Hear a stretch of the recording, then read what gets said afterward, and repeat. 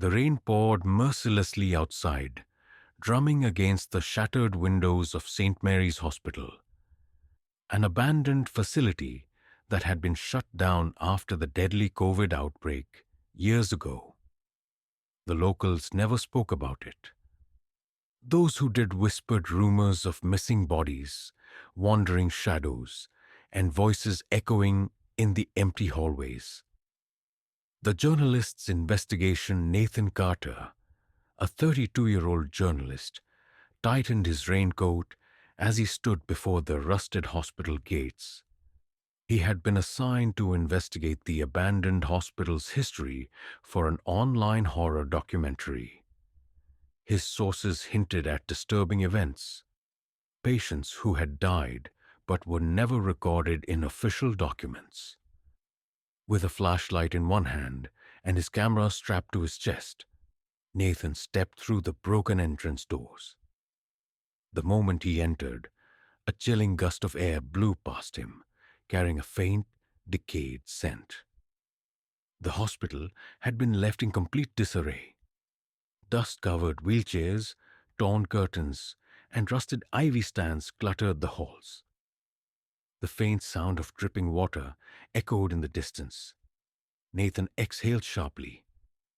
"It's just an empty building," he muttered. But even he didn't believe his own words. Something's not right. As he moved deeper inside, he noticed the COVID ward sign hanging loosely, barely attached to the wall. The hallway leading to the isolation rooms felt different. Unlike the rest of the hospital, which was covered in dust, these rooms looked untouched, as if someone or something had been using them. His flashlight flickered. Nathan smacked it a few times before it stabilized, but in that brief moment, he swore he saw a shadow move at the far end of the corridor. He pointed his camera, but the screen showed only static. An error message appeared. "File corrupted." His breath hitched. He had just charged the batteries. There was no way. The camera was malfunctioning now. Then something even stranger happened. From inside one of the rooms, a faint hospital monitor beeped. Nathan froze. There was no electricity in the hospital. The sound grew louder, joined by a soft wheezing breath, like someone struggling to breathe through an oxygen mask. Nathan turned around, his heart pounding, but the hallway was empty. Yet the sense of being watched pressed against his skin like a heavy weight. Then in the silence, a hoarse whisper crawled through the air. "You shouldn't be here. We never left." A chill ran down Nathan's spine. He turned toward the sound, his flashlight shaking slightly. The door to room 206, an old isolation room, stood ajar. The dim light from his flashlight revealed a patient file lying on the floor, yellowed with age, but fresh fingerprints smudged across it. He bent down, flipping the file open. Patient unknown date of death, April 12th, 2020. Cause respiratory failure. Status, discharged. His stomach twisted. How could a dead patient be discharged? Suddenly, the door to room 206 creaked open wider. Inside, a hospital bed stood in the center of the room, its white sheets freshly wrinkled, as if someone had just been lying there. The monitor beside it was still beeping, showing a pulse. Nathan stepped back, his instinct screaming at him to leave. But then, the beeping flatlined. A long, drawn-out sound filled the air, and from the corner of the room, something exhaled. Nathan didn't wait to find out what it was. He turned and bolted down the hallway, his camera still flashing the corrupted error screen. As he reached the main lobby, the hospital PA system crackled to life. A distorted, ghostly voice whispered through the static. "Code blue. Room 206. Patient is awake. Nathan's blood ran cold. He turned to look back at the darkened hallway. At the far end, a shadowy figure stood watching him. Then, the hospital doors behind him slammed shut. Nathan's breath came in sharp gasps as he turned toward the hospital doors, his hands trembling as he tried to push them open. Locked, the rusted metal handles refused to budge, as if some invisible force was holding them shut. Behind him, the PA system crackled again. Code blue. Room 206. Patient is awake. A cold shiver crawled up his spine. Room 206. The same room where he had just found the mysterious patient file. Nathan whirled around, his flashlight beam cutting through the suffocating darkness of the hospital hallway. The shadowy figure he had seen earlier was gone, but the overwhelming sense of being watched still pressed down on him like a suffocating weight. Then, from deep within the corridor, footsteps echoed. Not hurried, not panicked, slow, deliberate. Nathan's instincts screamed at him to run, but his feet refused to move.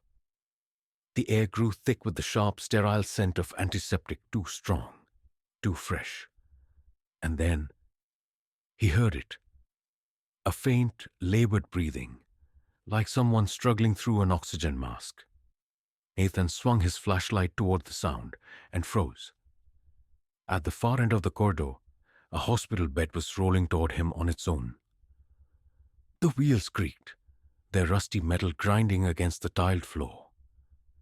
Straps dangled from the sides, swinging gently as the bed glided closer, the white sheets stained yellow with age. Nathan stepped back, his pulse hammering against his ribs. The bed stopped just a few feet away. The flashlight flickered again, and for a brief moment he saw something lying on the bed. A human figure, thin, almost skeletal, wrapped in a hospital gown. Its chest rose and fell in slow, uneven breaths. A cracked, dust-covered oxygen mask covered its face. And then its head turned toward him. A deep rattling exhale escaped from the mask. Nathan stumbled backward, his foot catching on a loose tile. He hit the ground hard, pain jolting up his elbow. The flashlight rolled away, casting eerie, shifting shadows across the walls. "Help us." The voice was barely above a whisper, distorted and broken. Nathan's heart pounded as he scrambled for his flashlight. His fingers wrapped around it, and he shined the beam back towards the hospital bed.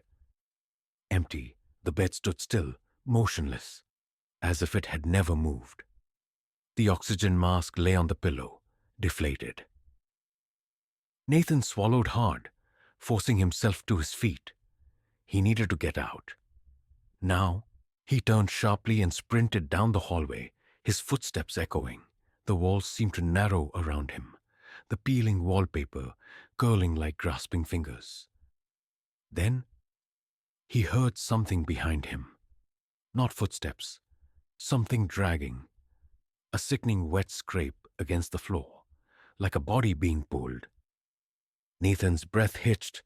He didn't dare look back. He reached an old nurse's station and ducked behind the counter, his hands shaking as he fumbled for his phone. No signal, no Wi-Fi. The battery bar flickered at 1% before the screen died completely. Then, a noise, a rasping breath, right behind him. Nathan's body stiffened, cold air prickled against his neck. He turned his head slightly, just enough to see a reflection in the dusty computer screen. A figure loomed over him, a gaunt, hollow-eyed patient. His hospital gown soaked in dark stains, tubes hung loosely from his arms, dangling like lifeless vines. And then, it moved. Nathan spun around. Nothing was there. The room was empty, but on the nurse's desk, something new had appeared. A clipboard. His own name was written at the top. Nathan swallowed hard as he read the last line. Admitted, February 5th, 2025. Status: pending discharge. His hands trembled. He hadn't signed in anywhere. He had never been admitted. Then beneath the words, fresh ink began to appear, written by an invisible hand. Condition: irreversible. Final status: do not resuscitate. A cold wave of terror crashed over him. The hospital wasn't abandoned. It had been waiting for him. And now, it wasn't letting him leave. Nathan's breath came in shallow gasps as he backed away from the clipboard. His name, his admission date, his death status. This can't be real. He clenched his fists, forcing himself to stay rational. He was a journalist, not some gullible amateur, but the icy dread in his gut told him otherwise. The lights in the hallway flickered, casting jagged shadows along the peeling walls. The PA system crackled to life again. Code blue. Room 206. Prepare for resuscitation. Nathan spun around, his pulse hammering. The hallway that led to room 206 stretched before him, seemingly longer than before. The air smelled stronger, antiseptic mixed with something rotten. Then came the sound. Software wheezing, breathing. Nathan's skin prickled. He wasn't alone. From the corner of his eye, he saw figures emerging from the darkened hospital rooms, pale, gaunt, their bodies wrapped in stained hospital gowns. IV tubes still attached to their arms, their sunken eyes black and lifeless, locked onto him. One of them, a woman, opened her mouth. A gurgling, wheezing noise escaped her lips. Nathan's instinct screamed. He turned and ran. His shoes pounded against the cold tile as he sprinted down the corridor. The air thickened, pressing against his chest. His breath came in ragged gasps, his lungs burning. And then the alarm started blaring. Beep, beep, beep. Nathan skidded to a stop as the overhead lights turned red. A metallic voice boomed through the PA system. Containment breach detected. Lockdown initiated. A heavy metal gate slammed down behind him, trapping him inside. Nathan's stomach twisted. This was impossible. The hospital had no power. Unless it was never truly abandoned. He forced himself to move forward, his flashlight trembling in his grip. The doors to the patient rooms were wide open now. Inside, he caught glimpses of empty beds. Some neatly made, others looking like someone had just left them, or like something was still in them. The ward of the forgotten Nathan reached the main ward, where rows of beds stood in eerie silence. The beeping of monitors, the faint sound of oxygen tanks hissing, it all felt too real. Then, a cold hand grabbed his wrist. Nathan jerked back, nearly dropping his flashlight. His eyes darted down. A man, emaciated and sickly, lay on the bed beside him, his eyes wide with fear. "Help me," the man rasped through cracked lips. Nathan stumbled away. "Who are you?" The man lifted his arm, revealing a patient ID bracelet. The name was smeared, but the date of admission caught Nathan's eye. April 2020. Nathan's breath hitched. This patient had been here since the height of the pandemic. "We never left," the man gasped. "They wouldn't let us." Before Nathan could react, a gurney crashed behind him. He spun around. The hospital bed where the man had been was empty. The ID bracelet lay on the sheets, and the sound of wheezing breaths filled the air again. Nathan turned toward the hallway. The patients were coming. The chase begins. They moved faster now, their skeletal hands reaching for him, their oxygen masks hissing with each breath. Nathan ran. He dashed through the corridors, past rooms filled with empty hospital beds. Shadows flickered in the corners of his vision, Whispers slithered through the air. He reached the stairwell and took the steps two at a time, but the doors at the bottom were locked shut. A gurgling voice rasped behind him. "No one leaves." Nathan turned. A patient stood at the top of the stairs, his skeletal grin stretching impossibly wide. Nathan had no choice. He sprinted back up. He pushed through a set of double doors and found himself in the intensive care unit. Rows of hospital beds lined the walls, some occupied by motionless figures. Machines beeped in rhythmic pulses. One of the monitors suddenly displayed a message. "Nathan Carter, patient file loaded." Nathan's stomach churned. This hospital knew him. A distorted voice whispered through the speakers. "Your bed is waiting." Nathan turned to run, but slammed into something. A doctor, or what used to be one. His face was half rotted, his surgical mask hanging loose over blackened teeth. His hollow eyes peered into Nathan's soul. "It's time for your treatment," the doctor rasped. Nathan tried to scream, but the world went dark. Nathan's head throbbed as he regained consciousness. The scent of antiseptic and rot filled his nostrils. His body was strapped to a cold, rusted hospital bed. A dim flickering light above him revealed a figure standing nearby. The doctor. The decayed man in the tattered lab coat loomed over him. His hollow eyes locked onto Nathan's face. The surgical mask barely covered his decomposed, grinning mouth. "Nathan Carter," the doctor rasped.